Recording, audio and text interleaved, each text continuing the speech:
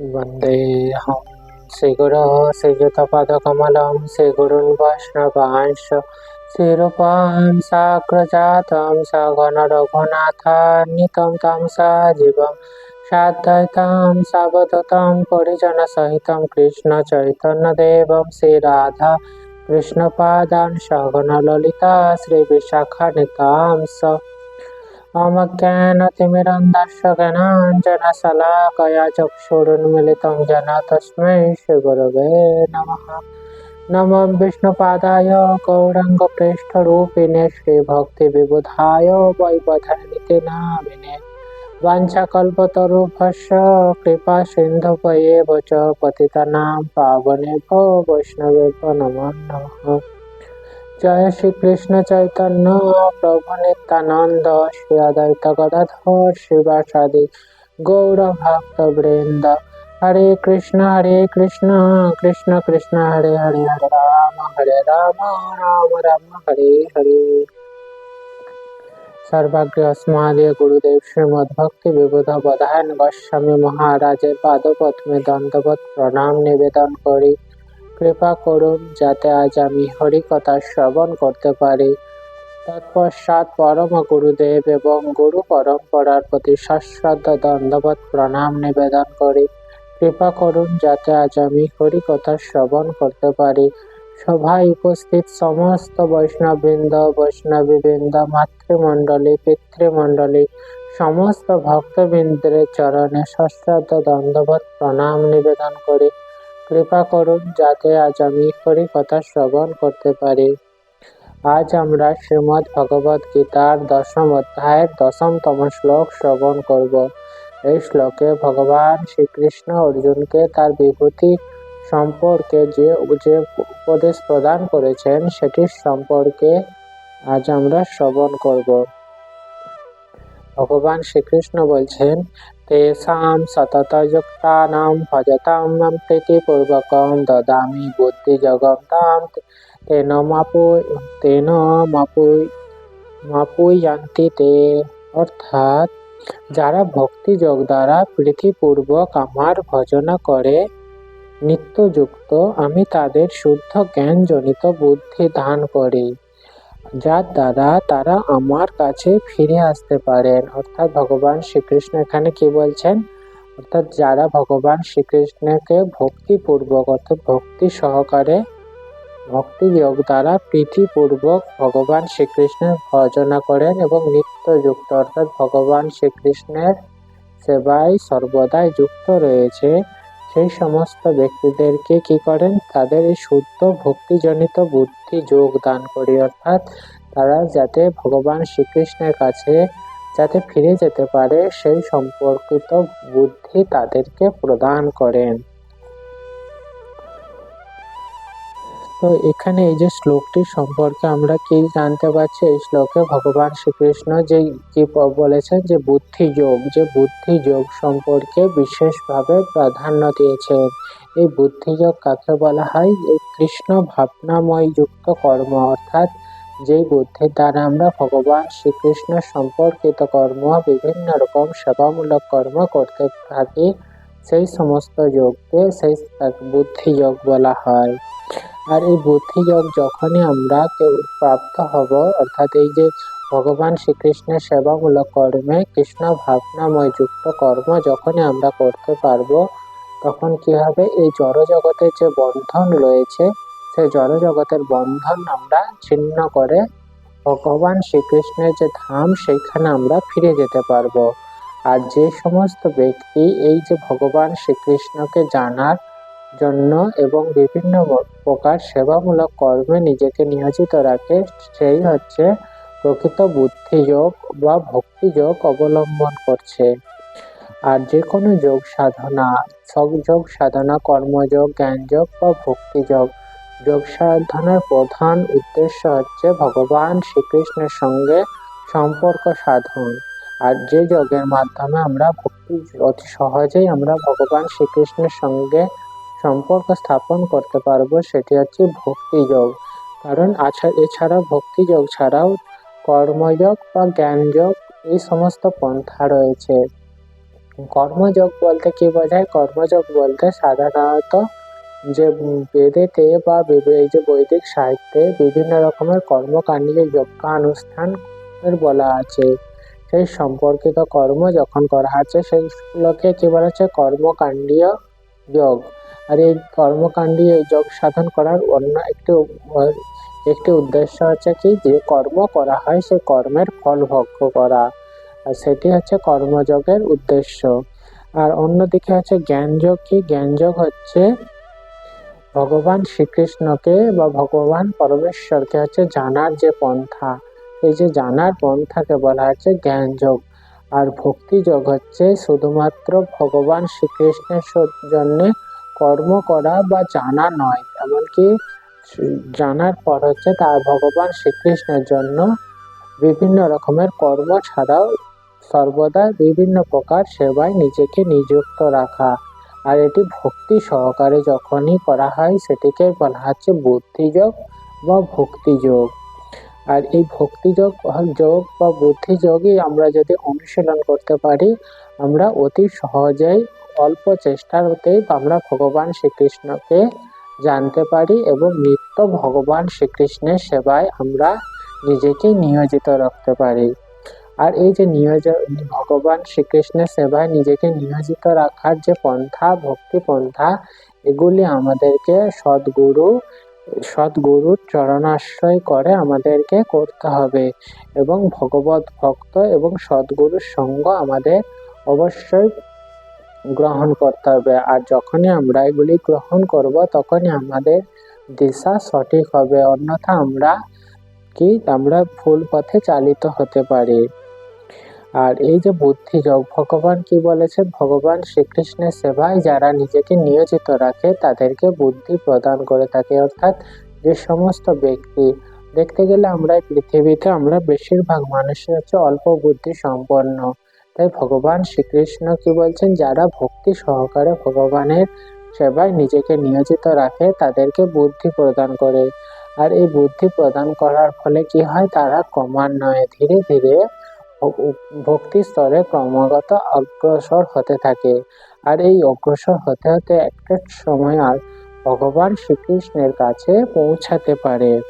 এটি হচ্ছে ভক্তি যোগপন্থার অত্যন্ত বৈশিষ্ট্য। কারণ এই যোগপন্থা অবলম্বন করলে ভগবান শ্রীকৃষ্ণ সর্বদা কৃপাশীল আমাদের প্রতি, তিনি আমাদের প্রতি কৃপা দৃষ্টি বর্ষণ করে, যার ফলে আমরা অতি সহজেই ভগবান শ্রীকৃষ্ণের কাছে আমরা ফিরে যেতে পারবো।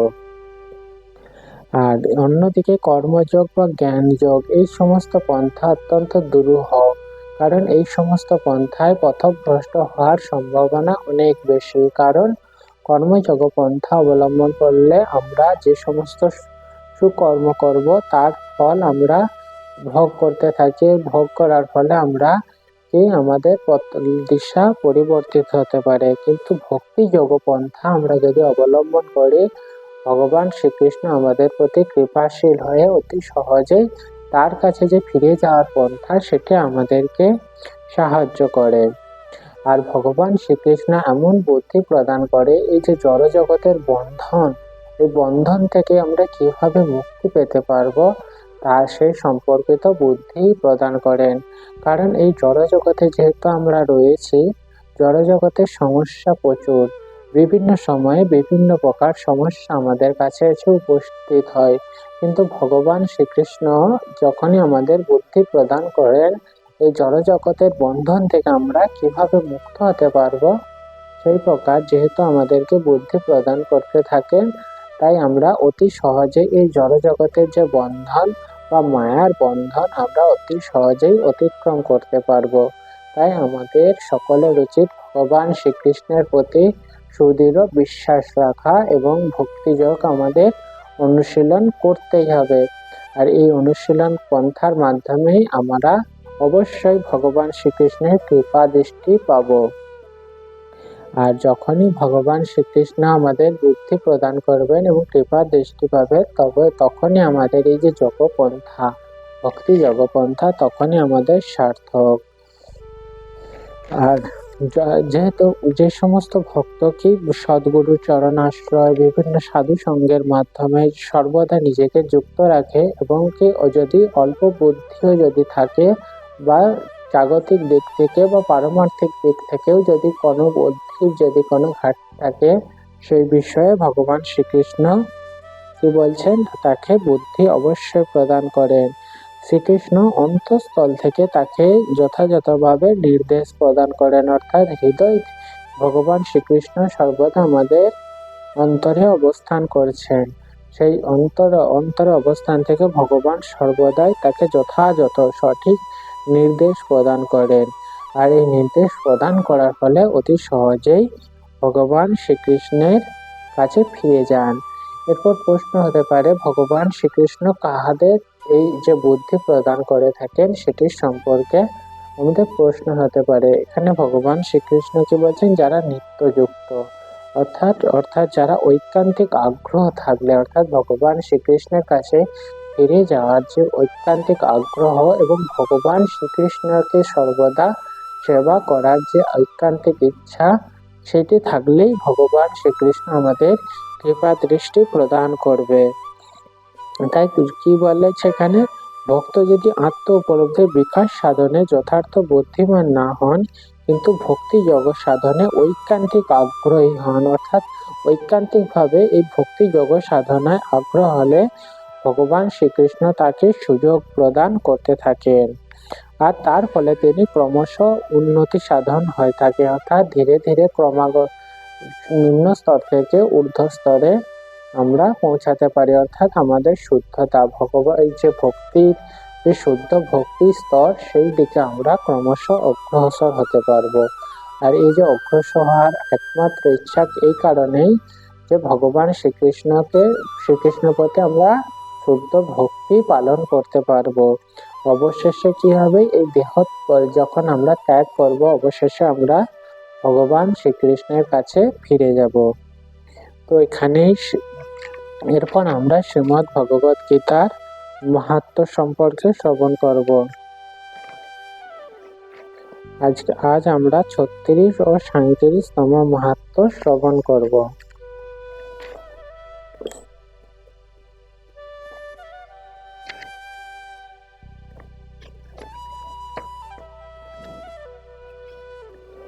সর্বত্র প্রতিভক্তা চ প্রতিগৃহ্য চ সর্বশ গীতা পাঠং প্রকুর্বন ন লিপ্যতে কদাচন। সর্বত্র ভজন বা সর্বতভাবে প্রতিগ্রহণ করলেও প্রকৃষ্ট রূপে গীতা পাঠকারী সর্বদা তাতে নির্লিপ্ত থাকেন।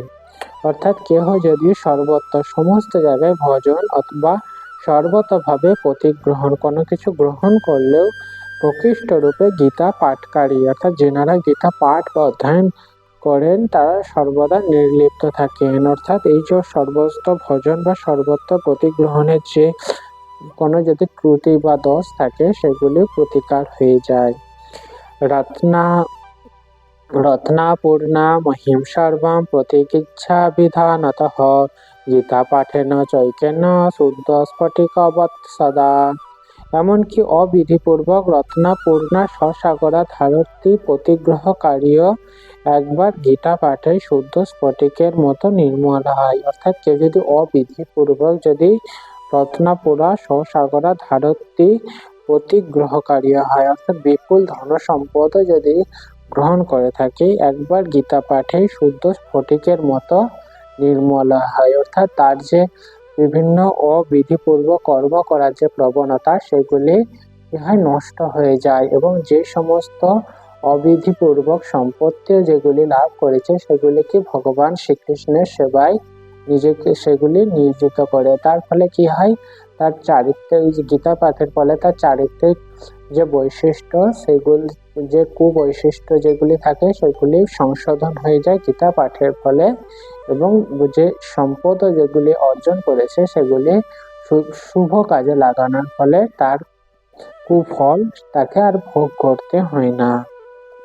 তো এখানে এরপর আমরা একটি কীর্তনের মাধ্যমে আজকে যে পাঠ সেটি বিশ্রাম প্রদান করব। হরি হরাই নম কৃষ্ণ যাদবায় নম যাদবায় মাধবায় কেশবায় নমঃ। গোপাল গোবিন্দ রাম শ্রী মধুসূদন গিরিধারী গোপীনাথ মদন মোহন। শ্রী চৈতন্য নিত্যানন্দ প্রিয় দ্বৈত সীতা হরি গুরু বৈষ্ণব ভাগবত গীতা। শ্রীরূপ সনাতন দত্ত রঘুনাথ শ্রীজীব গোপাল ভট্ট দাস রঘুনাথ। এই ছয় গোসাই পরিচরণ বন্দন যাহা হইতে বিঘ্ন নাশ বিষ্ণ পুরাণ। এই ছয় গোসাই যার তার দাস তা সবার পদরে মোর পঞ্চগ্রাস। তাদের চরণতে বিভক্ত শনিবার জনমে জনমে হরে অভিলাষ। এই ছয় গোসাই যাবে ব্রজে পৈলাবাস রাধা কৃষ্ণ নিত্য লীলা করিলা প্রকাশ। আনন্দে বল হরি ভজ বৈলাবন শ্রী গুরু বৈষ্ণব পদে মজায়াম। শ্রী গুরু বৈষ্ণব পাদ পদ্ম করিয়া নাম সংকীর্তন করে নরোত্তম দাস। হরে কৃষ্ণ কৃষ্ণ কৃষ্ণ হরে হরে হরে রাম রাম রাম হরে হরে। নিতাই গৌর হরি বল হরি বল হরি বল হরি বল। নিতাই গৌর হরি বল হরি বল হরি বল হরি বল। নিতাই গৌর হরি বল হরি বল হরি বল হরি বল। জয় নিতাই গৌর প্রেমানন্দ হরি হরি বল। जय श्री श्री गुरु गौरांग गंधार गिरिधार जीव की जय। जय सपरिकर श्री श्री गुरु गौरांग गदाधर राधा गोपीनाथ गिरिधारी जीव जगन्नाथ लक्ष्मण नृसिंह भगवान की जय। जय अपन गुरुदेव श्रीमद भक्ति विविध प्रदान गोस्वामी महाराज की जय। जय गुरु परंपरा की जय। वृंदा देवी तुलसी महारानी की जय। भगवान मंगल हरिनाम संकीर्तन की जय। जय श्री श्री निताय गौर प्रेमानंद हरि हरि बोल।